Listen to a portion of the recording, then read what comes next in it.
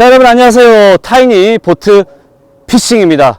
제가 작년에 대마도를 다녀오고 나서 몇 달 동안 고민을 굉장히 많이 했습니다. 대마도를 내가 이제는 다녀왔는데 어떤 도전을 해야 될까라는 그런 고민을 몇 달 동안 했거든요. 그래서 제가 내린 결론이 이번에는 대마도가 아닌 일본 본토로 한번 가보자라는 그런 결론을 내렸습니다. 대마도를 다녀오고 나서 이런 분들이 계시더라고요.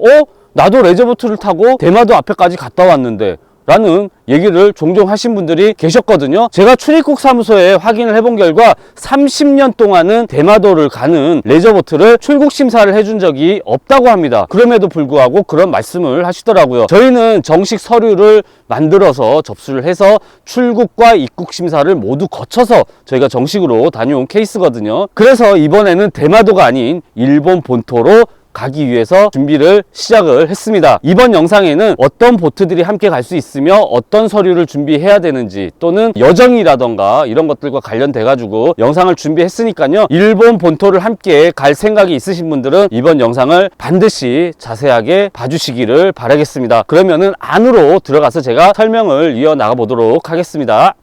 자, 여기는 부티나를 생산하고 있는 US 마린이고요. 출고를 곧 앞둔 하우스 모델을 한창 마무리 작업으로 굉장히 바쁩니다. 자, 제가 여러분들한테 설명을 좀 해드리려고 정리를 좀 해가지고 왔습니다.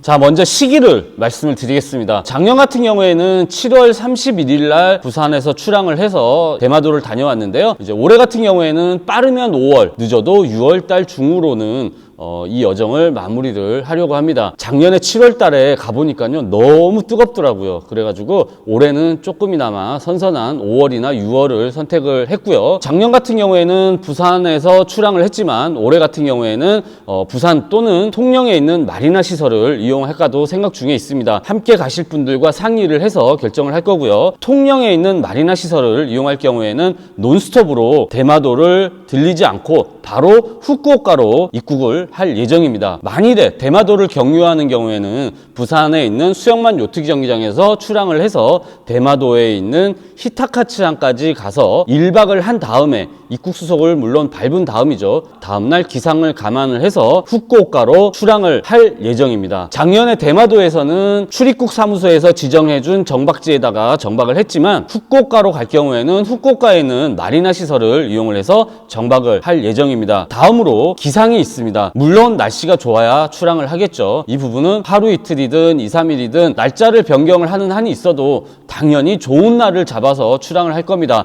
작년 같은 경우에도 가는 날은 정말 좋았거든요. 히타카츠항까지 약 한 2시간 반 정도가 소요가 됐는데요. 아마 날씨가 좋으면은 1시간 반에서 2시간이 넘지 않는 그런 시간에 갈 수 있다라고 생각이 들더라고요. 그래서 올해도 마찬가지로 날씨가 정말 좋아야만 출항을 하려고 저희가 생각을 하고 있거든요. 자, 그리고 보트 재원을 말씀을 드리겠습니다. 이번에는 정말 일본을 가고 싶어 하시는 분들이 계시다면 함께 가급적이면 같이 가려고 하거든요. 자, 보트 재원에 대해서 말씀을 드리겠습니다. 제가 생각한 제 기준이거든요. 최고 속도는 최소 45km 이상이 나오는 보트여야 한다라는 거 한 가지 하고요. 콤비 보트일 경우에는 470급 이상 콤비 보트여야 한다라는 겁니다. 자, 그리고 FRP나 튜브가 없는 그런 보트일 경우에는 5m급 이상이어야 한다라는 그런 결론을 제가 내렸습니다. 자, 그리고 엔진 같은 경우에는 최소 60마력 이상, 그리고 포사이클이어야 한다라는 겁니다. 지난번 제가 대마도 영상에서 보신 분들도 계시겠지만 일본 내에서는 투사이클 엔진을 판매를 아예 하지를 않더라고요. 그래서 제가 포사이클의 터내기만을 기준을 뒀습니다. 최소 60마력 이상, 그리고 포사이클의 엔진을 장착한 보트여야 한다라는 그런 기준이고요. 그리고 한정연에는 없어도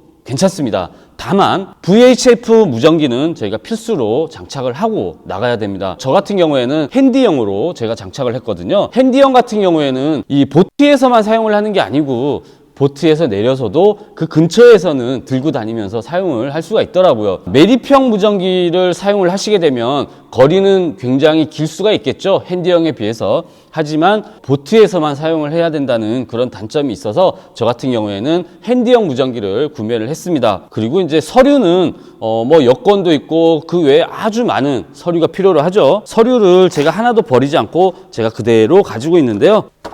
자, 이게 제가 대마도를 가기 위해서 작년에 준비했던 서류들인데 하나도 버리지 않고 그대로 가지고 있거든요. 서류들은 이렇게 가시고자 하는 분들이 정해진다면 제가 서류는 안내를 해드리도록 하겠습니다. 자, 그리고 이제 소요 경비에 대해서 말씀을 드리자면 저희가 후쿠오카를 가게 되면은 마리나에서 정박을 해야 되니까 그 마리나 이용료가 들어갈 것이고요. 그 다음에 이제 기본적인 서류 대행비가 들어갑니다. 그리고 유류비 당연히 들어가겠죠. 그 다음에 민숙을 이용하거나 뭐 현지에 있는 숙박시설을 이용을 할 경우에 숙박료가 들어갈 것이고요. 그 다음에 이제 식대 뭐 등등 그 외에 기본적인 금액이 들어간다고 보면 되는데요. 뭐 그렇게 부담스러운 수준은 아닌 것 같아요. 그래도 외국을 나가는 거니까. 자, 그리고 이제 보트당 동출 인원인데요. 저 같은 경우에는 작년에는 저를 포함해서 3명이 갔었습니다. 본인의 보트가 속도가 45km를 유지하는데 큰 문제가 없는 정도의 그런 그 인원이면은 저는 된다고 보거든요. 다만 여기에서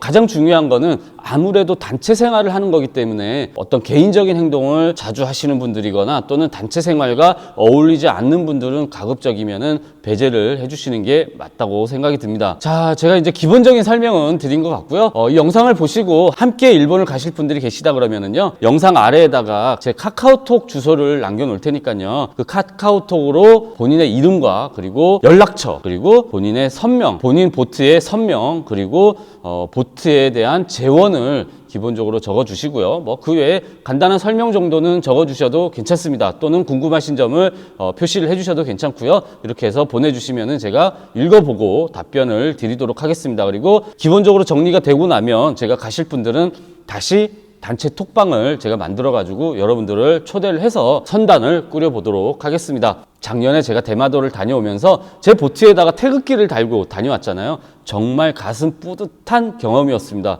그래서 이 경험을 저 외에 다른 분들도 함께 하시면 좋겠다라는 생각에 이런 기회를 만들게 됐고요. 이렇게 가는 거에 대해서 책임지는 사람은 아무도 없습니다. 모든 책임은 각자의 몫입니다. 충분히 고민하고 결정을 하시는 게 좋고요. 자, 이번 주 영상은 여기까지고요. 다음 주에 또 다른 영상으로 찾아뵙도록 하겠습니다. 감사합니다.